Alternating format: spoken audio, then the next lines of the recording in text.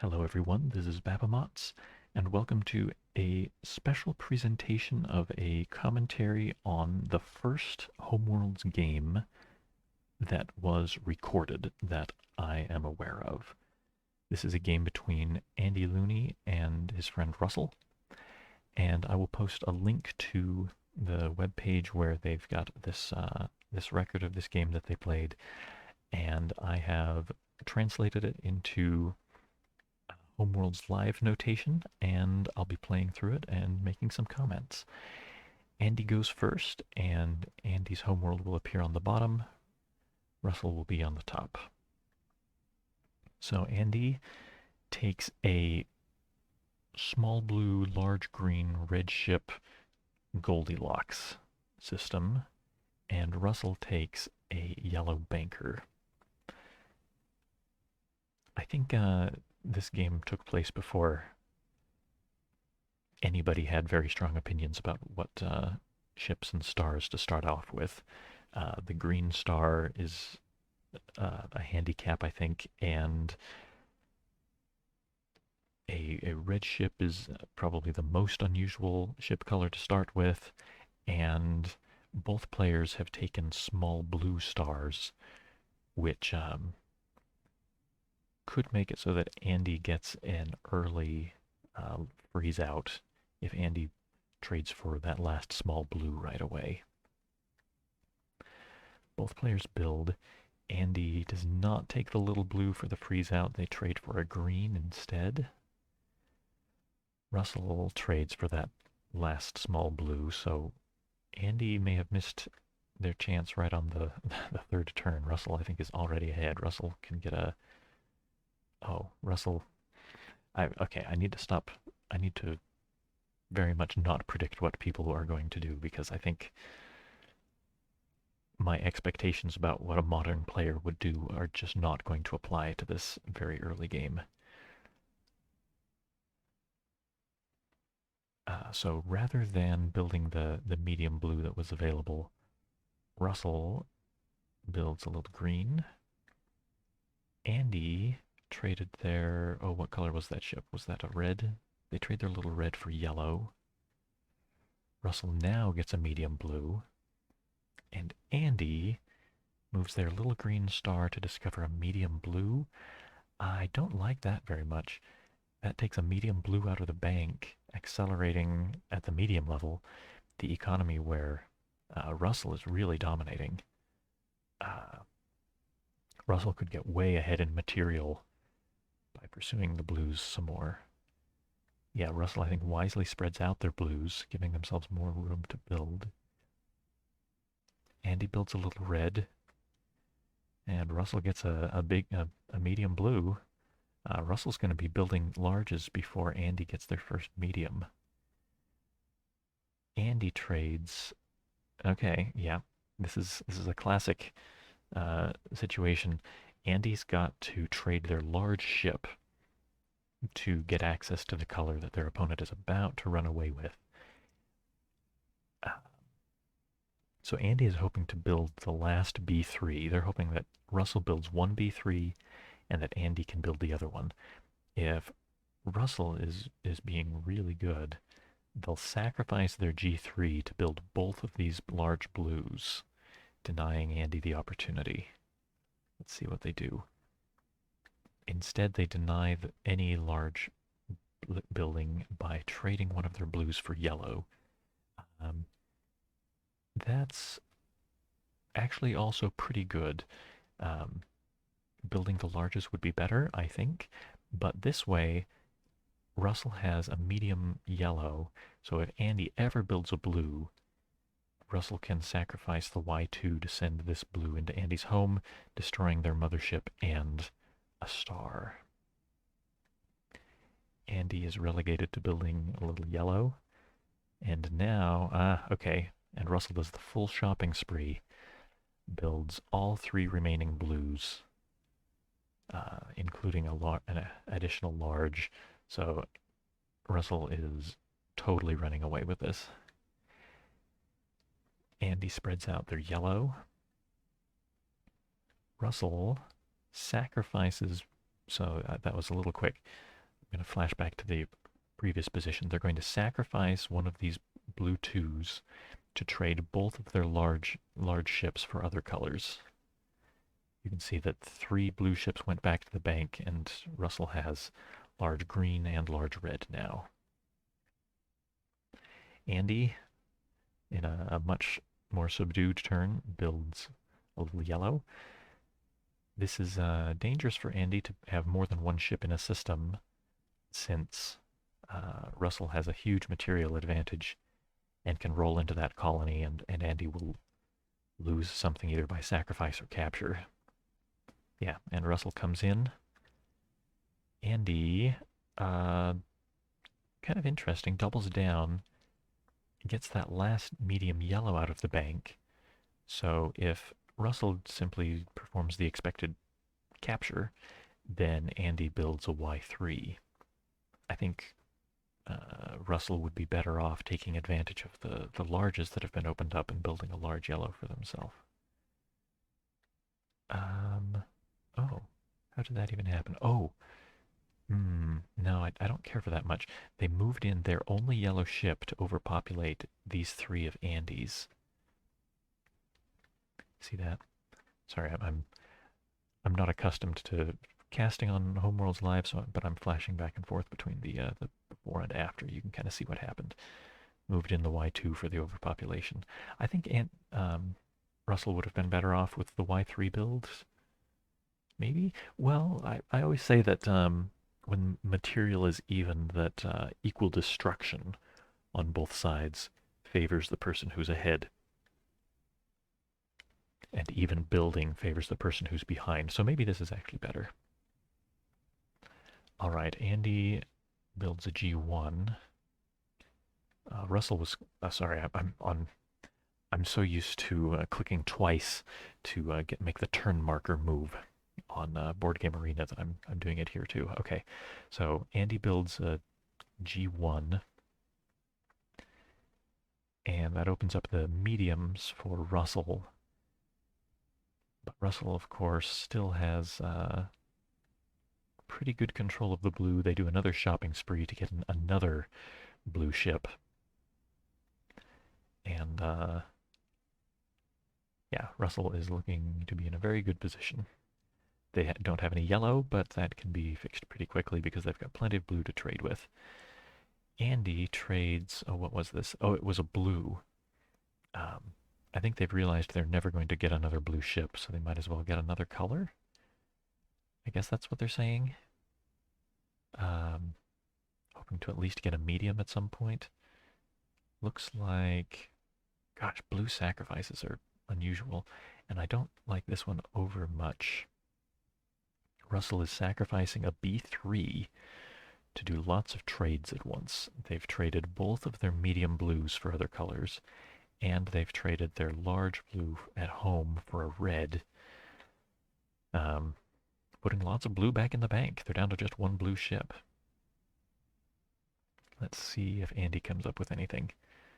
They can't build, so green is what they'd probably like to build because they can get a medium, but any green they build could be overpopulated. They instead trade little green for little yellow. Russell builds a B2 back at home. That's the biggest ship they can add. And Andy builds a Y1.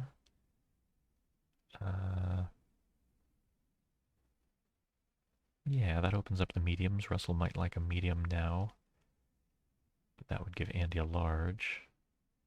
Instead, Russell's going to invade this colony. Interesting. So to capture anything, Russell would have to sacrifice a large red. They might, though, just keep this here as a threat, build more reds and later and use those to capture. Let's see if Andy responds. I think this would be an easy time to overreact. Andy might sacrifice a little red to sacrifice a little yellow, I mean, to evacuate one of these ships. But I don't think they really need to. I think Andy should build a medium yellow. I don't think Andy has had a medium ship. That's not true. Out here in this colony, They had a medium ship, but it got immediately overpopulated by Russell. Okay, that's nice. Yellow shopping spree. Andy builds most of the yellow that was left in the bank. They've left a large yellow on the table for Russell. Let's see if Russell takes it. No. What happened here exactly? Looks like they moved blue 2 to this colony. Now, if I'm Andy, I want to trade one of these yellows away, or maybe move one of these yellows. Well, no. I either want to discover that large yellow as a star, or I want to trade a smaller yellow so that Russell doesn't get to build the Y3. Or, okay, a sacrifice will do it too. They sacrifice Y2 to move 2 yellows to a new green colony. Russell invades with their mothership. That's pretty interesting.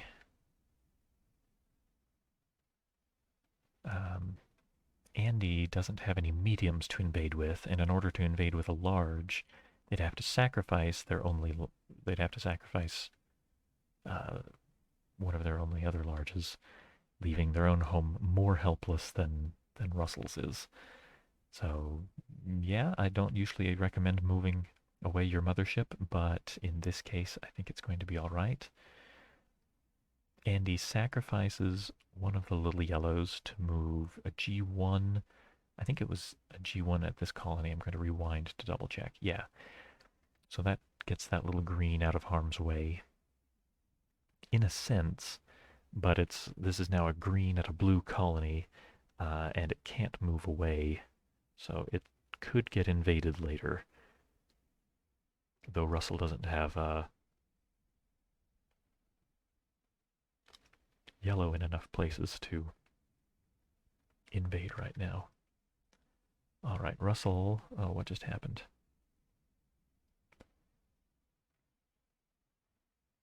Things are moving around. I'm having a hard time seeing it. Russell. Oh, they captured the little yellow. Okay.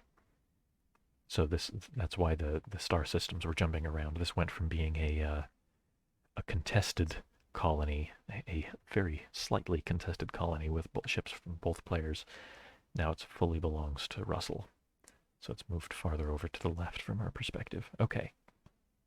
What does Andy do? Andy needs to beware of Russell now has the chance to sacrifice Y2 to move a little yellow into Andy's home for an overpopulation. Andy should move or trade one of these yellows, or sacrifice, I suppose. Just moves away the large yellow. Yep, that's fine. I would have considered moving it to colony 3 here.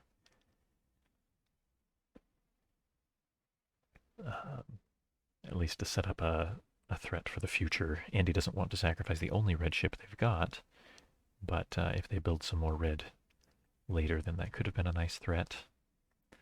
Russell now has reinforced that colony. Defended and reinforced put together. So that chance to pester that G2 is gone for Andy. Let's see what Andy comes up with. They build another red. Now they've got a red that they could sacrifice safely. So Andy, if Russell doesn't do anything, Andy might like to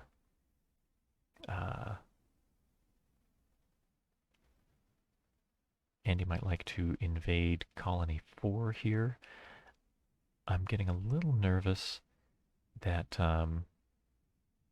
Andy still only has small reds, so they can only capture one thing at a time. So if Russell were to move 2 larges into Andy's home, they could potentially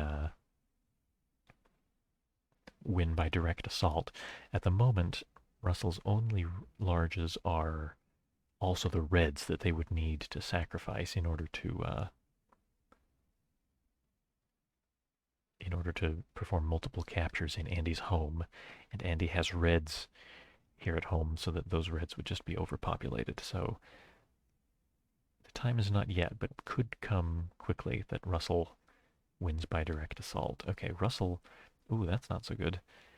builds another blue in colony 4, that just makes it a more tempting invasion target. I think Andy should move their large yellow into, well,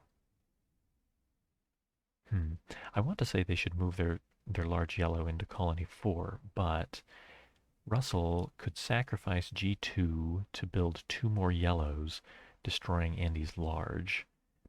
And that's a material exchange that I think favors Russell a bit. So maybe Andy should not invade there.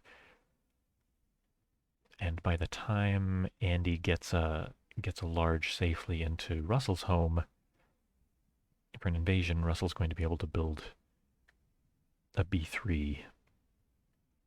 That's not so good. Okay, Andy just spreads out his reds.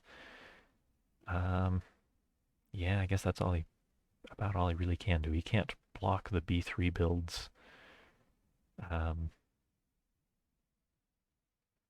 Yeah, Andy's hurting.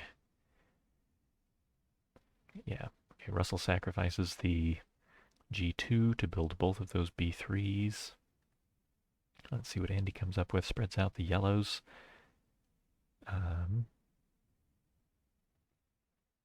If given enough time, Andy could eventually build up into the larger yellows potentially, since Andy's got some yellow advantage.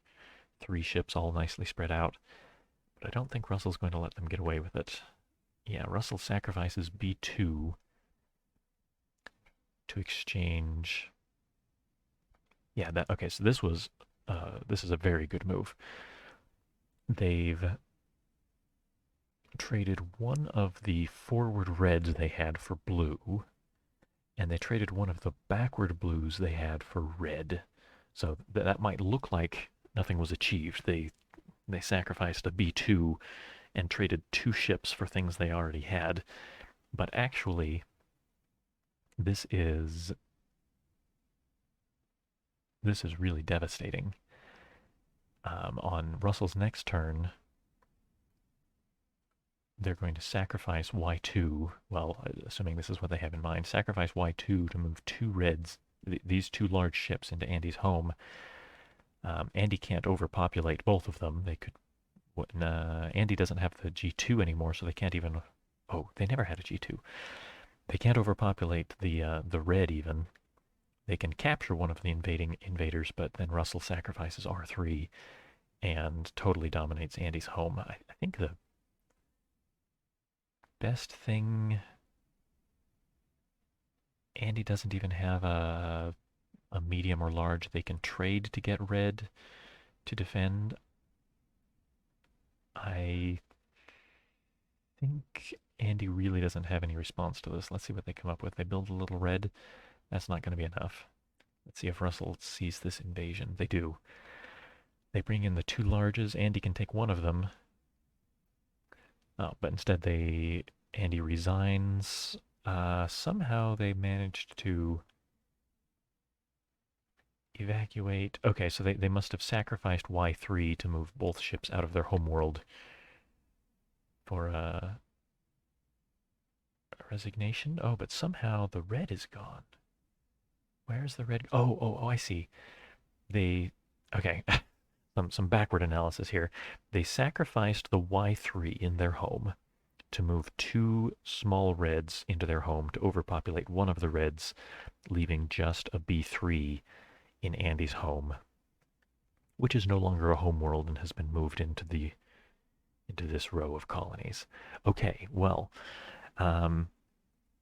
interesting that Andy, I think, really lost on turn 3. This is one advantage of Homeworlds Live, that we can actually rewind and see what happened. Andy lost on turn 3, I think. They traded for green. They needed to trade for blue. Russell traded for that last small blue. Andy could theoretically have traded their R3 for B3 now and been okay.